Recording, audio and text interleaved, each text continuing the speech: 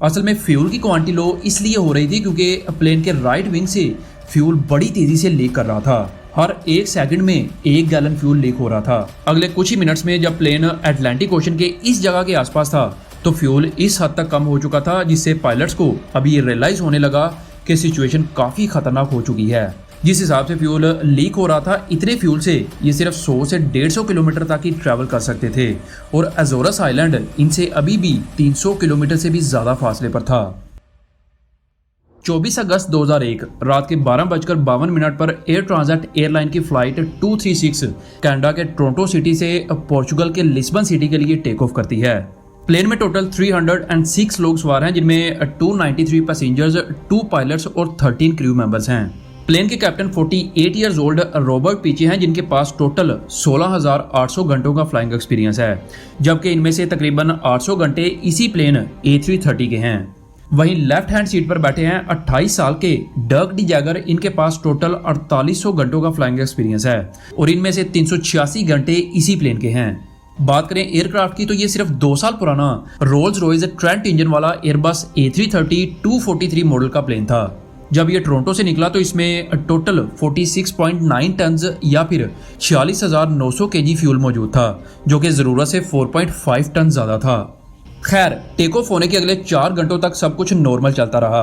ये Atlantic ocean के बीचों बीच लिस्बन की तरफ बढ़ रहे थे। ठीक 5:03 पर पायलट ने नोटिस किया कि प्लेन के राइट हैंड साइड वाले इंजन में ऑयल का टेम्परेचर काफ़ी हद तक लो हो रहा है, जबकि ऑयल प्रेशर बढ़ रहा है। पायलट को पहले तो ये बड़ा अजीब लगा क्योंकि इस तरह की सिचुएशन बहुत ही रेयर केसेस में देखने को मिलती है। इन्हें लगा कि ये सिस्टम की तरफ से टेम्परेरी कोई एरर होगा। काफ़ी टाइम गुजरने के बाद भी वो रीडिंग शो होती रही तो कैप्टन पीचे ने कनाडा के मॉन्ट्रियल में air transit maintenance control centre के साथ कांटेक्ट किया और उन्हें इस रीडिंग के बारे में बताया। उन्हें भी ये बात काफ़ी शॉकिंग लगी। उन्होंने पायलट्स को कहा कि आप इस रीडिंग को मॉनिटर करते रहें, उम्मीद है कि ये खुद ही ठीक हो जाएगी। लेकिन प्लेन में फ्यूल ज़रूरत से ज़्यादा यूज़ हो रहा था। अगर ये इसी स्पीड से होता रहा तो प्लेन के टैंक्स अगले चंद ही मिनट्स में पूरी तरह से खाली हो जाएंगे। 5:36 पर एक और अलार्म रेज होता है। पायलट नोटिस करता है कि प्लेन के दोनों विंग्स में फ्यूल इक्वल नहीं है, यानी प्लेन के राइट विंग में लेफ्ट विंग के मुकाबले में कम फ्यूल है। अब ये भी कोई बड़ी बात नहीं थी क्योंकि प्लेन के अंदर फ्यूल का इम्बैलेंस होना काफ़ी नॉर्मल है। एयरक्राफ्ट में आमतौर पर 4 जगहों पर फ्यूल होता है, इसके राइट विंग में, लेफ्ट विंग में, सेंटर में और ट्रिम टैंक्स में, यानी इसके हॉरिजॉन्टल स्टेबलाइजर्स में। अब अगर फ्लाइट के दौरान प्लेन के एक विंग में फ्यूल की क्वांटिटी ज़्यादा और दूसरे में कम हो तो पायलट्स कॉकपिट के अंदर से ही इस फ्यूल इम्बैलेंस को बैलेंस कर सकते हैं, जिसे क्रॉस फीडिंग प्रोसीजर कहा जाता है। फ्लाइट 236 के कैप्टन पीचे ने भी यही किया। इसने लेफ्ट विंग से फ्यूल को राइट विंग में भेजना शुरू कर दिया ताकि फ्यूल लेवल हो सके। असल में फ्यूल की क्वांटिटी लो इसलिए हो रही थी क्योंकि प्लेन के राइट विंग से फ्यूल बड़ी तेजी से लीक कर रहा था। हर 1 सेकंड में 1 गैलन फ्यूल लीक हो रहा था। इस बात को मेक श्योर करने के लिए कि वाकई फ्यूल लीक कर रहा है, कैप्टन पीजे ने एयर होस्ट को कहा कि वो कैबिन की विंडो से प्लेन के दोनों विंग्स को अच्छी तरह चेक करे कि किसी जगह से फ्यूल की लीकेज तो नहीं हो रही। अब दिन के टाइम विंग्स को देखने पर तो आसानी से ये पता चल सकता था, लेकिन उस टाइम पर रात थी। कैबिन क्रू ने दोनों विंग्स को चेक किया पर अंधेरे की वजह से उसे कुछ भी नजर नहीं आया। अगर यहाँ पर पायलट्स को पता चल जाता कि फ्यूल राइट विंग से लीक कर रहा है तो वो क्रॉस फीडिंग प्रोसीजर को फॉलो नहीं करते, क्योंकि एटलीस्ट इसके लेफ्ट विंग में तो फ्यूल बचा रहता। अगले कुछ ही मिनट्स में जब प्लेन अटलांटिक ओशन के इस जगह के आसपास था तो फ्यूल इस हद तक कम हो चुका था जिससे पायलट्स को अभी ये रियलाइज होने लगा कि सिचुएशन काफ़ी खतरनाक हो चुकी है, क्योंकि अब ये श्योर हो चुके थे कि ये लिस्बन किसी सूरत नहीं पहुंच सकते। इन्होंने फौरन मैप में चेक किया कि किस जगह पर इमरजेंसी लैंडिंग की जा सकती है। अब अटलांटिक ओशन में कोई ज़्यादा ऑप्शन मौजूद नहीं थे तो पायलट्स को अजोरस आइलैंड बेहतर ऑप्शन लगा, जो लिस्बन से 1500 किलोमीटर दूर था। इन्होंने फौरन इस आइलैंड पर सेंटा मैरिया एयर ट्रैफिक कंट्रोलर से कांटेक्ट किया और उन्हें सारी सिचुएशन बताई कि हमारे पास फ्यूल पूरी तरह से खत्म हो चुका है और हम इस एयरपोर्ट पर इमरजेंसी लैंडिंग करना चाहते हैं। इस वक्त तक प्लेन में सिर्फ 7000 kg फ्यूल बाकी था, जो बहुत ज़्यादा नहीं था। जिस हिसाब से फ्यूल लीक हो रहा था, इतने फ्यूल से ये सिर्फ 100 से 150 किलोमीटर तक ही ट्रैवल कर सकते थे और अजोरस आइलैंड इनसे अभी भी 300 किलोमीटर से भी ज़्यादा फासले पर था। एग्जैक्ट 6:13 पर राइट विंग में फ्यूल पूरी तरह से खत्म हो गया और इंजन के एक्स्ट्रा प्रेशर की वजह से एक ब्लास्ट के साथ इंजन भी बंद हो गया। इस टाइम प्लेन का अल्टीट्यूड 39,000 फीट पर था। अब एक इंजन की मदद से प्लेन इतने आल्टीट्यूड को मेंटेन नहीं रख सकता, तो इन्हें मजबूरन 39,000 से 33,000 फीट पर आना पड़ा। फ्यूल भी इसमें अब सिर्फ और सिर्फ 600 केजी बचा था, जो अगले सिर्फ 5 से 7 मिनट्स के लिए ही था। और वही हुआ जिसका डर था। 6:26 पर लेफ्ट विंग में भी फ्यूल खत्म हो गया और दोबारा से इंजन के ज़्यादा जोर की वजह से लेफ्ट इंजन भी फेल हो गया। कॉकपिट के अंदर सारे कंप्यूटराइज्ड डिस्प्ले पूरी तरह से बंद हो गए। अब प्लेन के इंजन्स की वजह से ही प्लेन में इलेक्ट्रिसिटी प्रोवाइड होती है। वैसे तो इस तरह की सिचुएशन में एक रैम एयर टरबाइन का ऑप्शन होता है, जिसे शॉर्ट में रैड भी कहते हैं।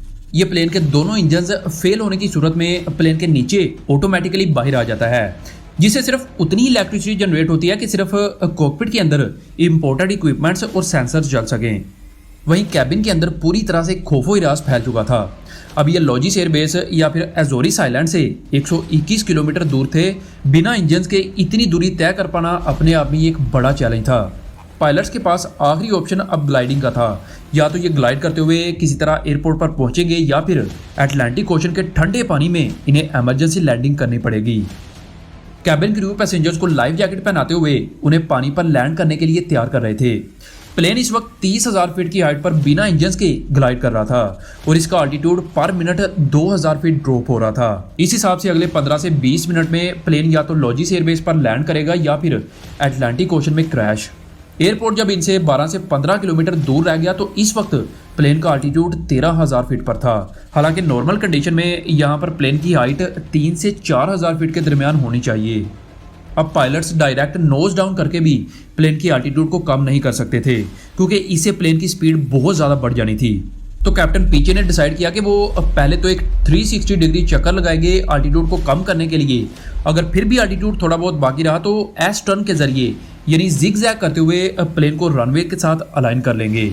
यहाँ पर दोनों पायलट्स ये बात जानते थे कि उनके पास सिर्फ एक ही ऑप्शन मौजूद है प्लेन को लैंड करने के लिए और गलती की कोई भी गुंजाइश नहीं है।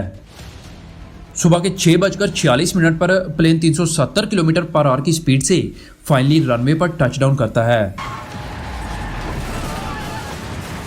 इनऑपरेटिव एंटी स्किड और ब्रेक मॉड्यूलेशन की वजह से प्लेन के 12 में से 8 टायर फौरन बस्ट हो जाते हैं, पर लकीली प्लेन रुक जाता है।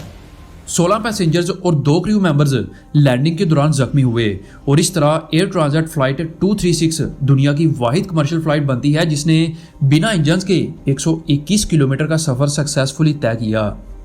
इन्वेस्टिगेशन के बाद पता चला कि रूटीन मेंटेनेंस के दौरान एयर ट्रांजिट एयरलाइन स्टाफ की तरफ से प्लेन के हाइड्रोलिक सिस्टम में एक गलत पार्ट चेंज किया गया था, जो असल में उस प्लेन का था ही नहीं। जहां ये पार्ट इंस्टॉल किया गया वहां से फ्यूल लाइन गुजर रही थी।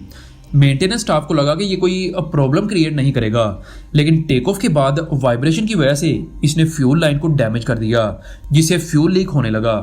बाद में कनाडा की गवर्नमेंट ने एयर ट्रांजिट के मेंटेनेंस डिपार्टमेंट पर $2,50,000 कैनेडियन का फाइन लगाया।